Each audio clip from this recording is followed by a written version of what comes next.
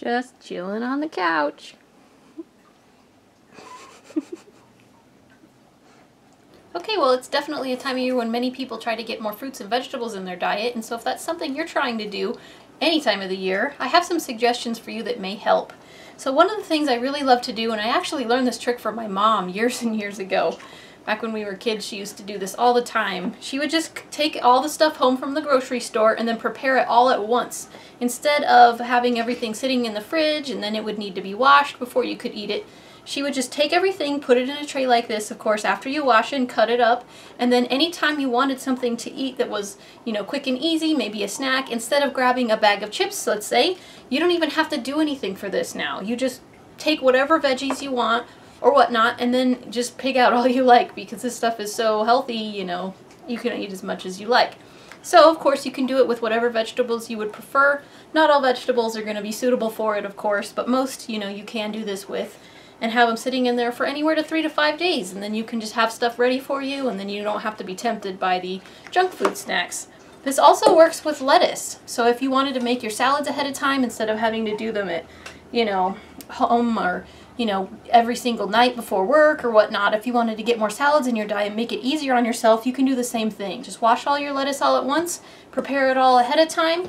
I personally think that it works better when you hand tear the lettuce. When I would use a knife, the edges usually turn brown. But yeah, so as long as I hand tear it, it stays pretty good. It's just like those pre-washed ones from the grocery store. It only took a little bit more time, and instead you have all the convenience of it.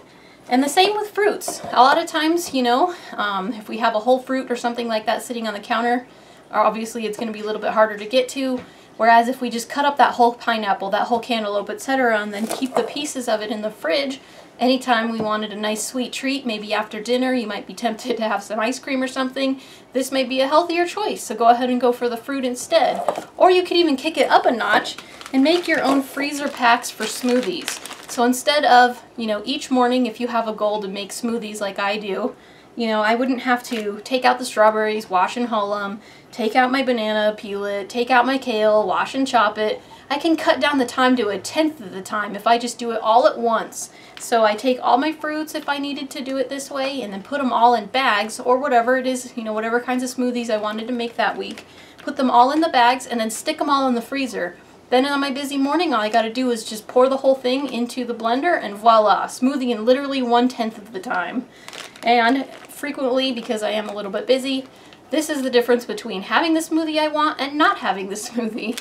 And honestly, all these tips can help us to reduce waste, because instead of something getting forgotten in the fridge, you know, say you had intended to buy enough and use enough stuff for smoothies for a whole week, if you put this all in the freezer and then you only get to it 5 days, it's not going to go bad because it's in the freezer. It's still ready for you next week, the week after, whenever it is you get to it. So you don't have to worry, and you don't have as much pressure to make sure that you're using it in time, because it's all there and frozen and ready to go. And same with this. It can't be as forgotten as easily if it's all ready to eat, and then, you know, maybe your kids can come over and have a piece whenever it is they want to.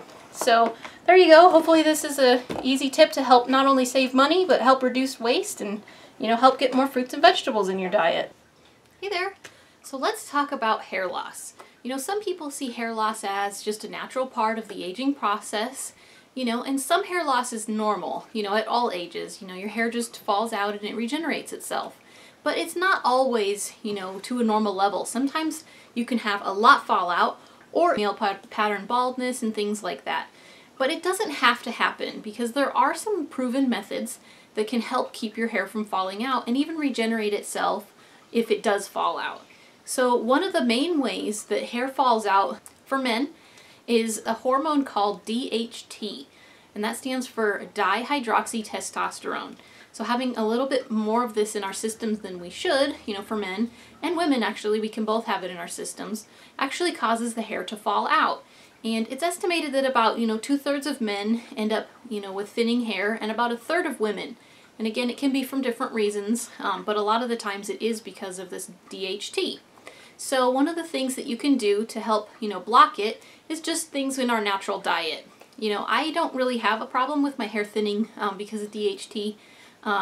Mr. Frugal Green Girl does a little bit, and while I don't really care that much, you know, he's maybe a little more sensitive about it, and so we've been doing some different things to try to make it better. So, you know, just getting enough zinc in your diet, you know, enough B vitamins, even omega-3s and 9s, all can help a lot. You know, they can help from the inside, help block, you know, your body's production of DHT. And then there's also some herbs, you know, there's saw palmetto, there's, you know, rhodiola, ashwagandha. Those things can be a little on the more pricey side, and so there are some, you know, less expensive ways to do it. And so one of the things that we've been experimenting with and has really been helping are both peppermint and rosemary essential oils, and these both work in different ways. So peppermint essential oil can help stimulate the hair follicles and help them to grow, whether or not the, you know, hair loss is because of DHT. And then the other one is rosemary essential oil, and this one can help because it actually blocks the production of DHT or how it affects your hair right at the follicle. So how would we use these? Well, one of the most, you know, common ways that people would use these would be just to put them in their shampoo. So say you have a bottle of shampoo, you can, you know, use it down a little bit and then take, you know, some of your essential oil, about, you know, 3 to 4 drops per ounce, and then shake it up before you use it each time, and then use it, and then it goes right to the hair follicle, and it can help, you know, again, regrow the hair that's fallen out and keep, you know, the hair that's there from falling out. And as far as the shampoo itself goes, you can even choose certain types that will help keep your hair from falling out as well. And I'm not talking about those expensive ones. I'm trying to give alternatives to those, of course, that are less expensive. You know, so whether you use like a shampoo or a conditioner and you want to add your, you know, essential oils to it, you can do either. And if you leave, you know, conditioner in your hair for a little while before you rinse it out, it'd actually be better to add it to the conditioner. But yeah, ones with either biotin or aloe vera will both be really helpful. Both of those can help, you know, keep your hair from falling out, and it can also help naturally make your hair look thicker. So even if you have had some hair fall out and you're, you know, waiting for it to, you know, regrow and everything, this can actually help a lot to help keep it looking thick until then. So yeah, just take a good, you know, shampoo or conditioner again with, you know, biotin or, you know, aloe vera, and then adding those rosemary and peppermint essential oils can help a lot. If you don't want to use the whole bottle, you know, if you don't, say there's more than one person in the family who's using this and the other one doesn't want to have all the rosemary and peppermint essential oils in it, you can actually do it just in your hand too. So pour a little of the shampoo or conditioner again in your hand, add the essential oils, just 1 drop or so of each, mix it in, and then you can use it that way too. So both methods work, and, you know, it can help stop hair loss. So we've, you know, been having good results with it, and so some really natural alternatives. These are really inexpensive. I mean, I already had these for similar reasons, and, you know, for cleaning and just different things like that. So, you know, as far as the rosemary and the peppermint go, they're both on the lower end. So of course there's the cheaper essential oils, and they go all the way up to, you know, frankincense and whatnot. They're both on the lower end, so they're really inexpensive. And if they're only being used for these types of purposes, they're gonna last a really long time. Way cheaper than those hair loss, you know, shampoos that they have available on the market. So yeah, here's a few of the ways that we've been using, or few of the things we've been using to combat hair loss and hair thinning. So I hope that's helpful to you. Okay, so I have been asked over and over again, and I'm sorry I didn't respond sooner, but I've been asked over and over again about how it is that I go about washing my dishes and what kind of some homemade soap or whatnot that I use. And the reason I haven't ever posted a video about it is because I actually don't use any kind of a homemade soap. I definitely don't use the commercial dish detergent. That stuff has sulfites in it and other things, and my skin hates that stuff. It definitely, you know, I couldn't handle it. It dries out my skin really bad, and it makes my skin all red and itchy, and it's horrible. So I went through and looked up all kinds of, you know, homemade recipes and things like that, and it took a long time, but I finally found one that I liked. And it wasn't even really a recipe. So basically, here's what I do. So I take this upside down lid.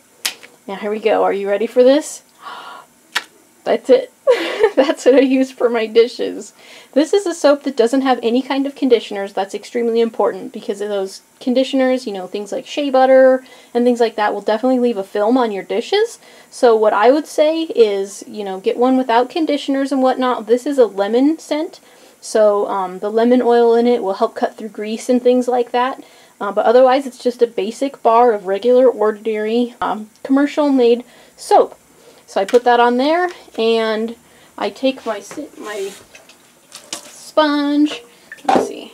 I take it, I rub it on the dish bar, get some soap going on the sponge, and then when I go to wash my dishes, scrub around. As you can see, it does get suds, just like the normal dish soap. And there you go. My salad dish, it cut right through the grease and stuff. So use some really good hot water to rinse this out, and this is pretty much ready. Maybe a little more on the bottom and whatnot, but you get the idea. So this is all I do for dishes. I've seen lots of recipes out there that, you know, melt the soap into liquid and all that sort of thing. Personally, I feel like that's unnecessary because a long time ago, before they had liquid, you know, soaps, all they did was use bar soap. So all I am is going back to the way that they used to do many years ago. So it works, it's effective, it's very inexpensive, and it's easy to do. There's no homemade anything to do with it. So just find some inexpensive soap and maybe give it a whirl if you're looking for a homemade recipe, and it couldn't be simpler. So hopefully this was helpful. If not, you know, if you like the dish detergent or whatnot, feel free to stick with that, of course. But just to answer those of you who have asked the question, what I do to wash my dishes, this is it. Hopefully it wasn't too disappointing. Thanks.